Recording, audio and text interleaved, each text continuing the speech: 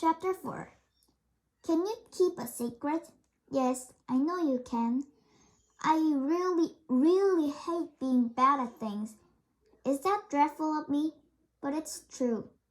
I woke up really early on the morning of Prince Maurice's party because I was so worried. I don't want to boast, but I've always been much the best at dancing in Fairy Angora's classes. But Lady Albina had made me feel as if I could never dance again. I looked across at my gorgeous ball gown and my shoes and my fan, and instead of feeling excited, I felt sick. Sophia, are you okay? Daisy was sitting up in bed. I think so, I said. Alice yawned.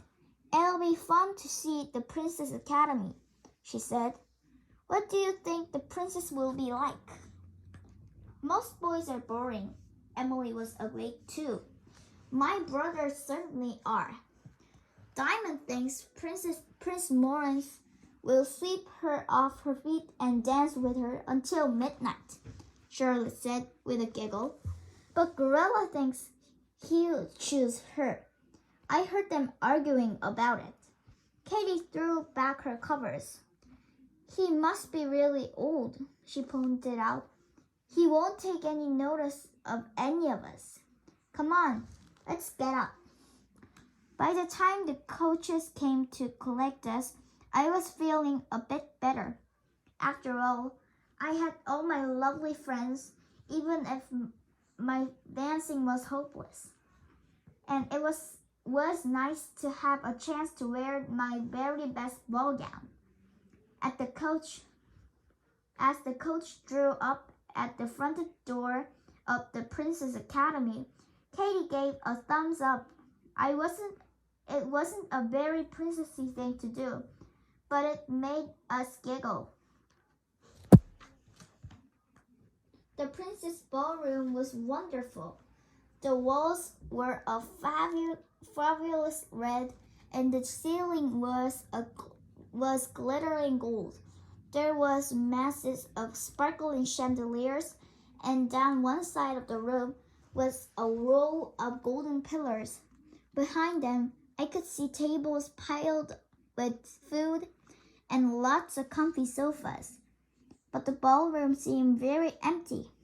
At one end of a group of princes was huddled together looking awkward.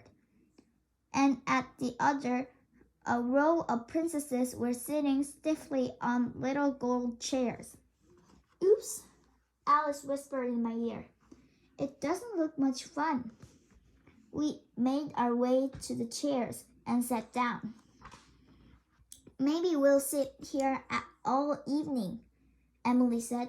But at that moment, there was a fanfare of trumpets. A large king dressed in the most splendid robes came marching in, and beside him was Queen Samantha Joy looking magnificent. No one dancing? The chant. Can't have that, the king boomed. Start the music. Everyone dance. Come along, boys. Lots of pretty princesses here. Choose a partner and off you go. At once, the musicians burst into a waltz. None of the princes moved.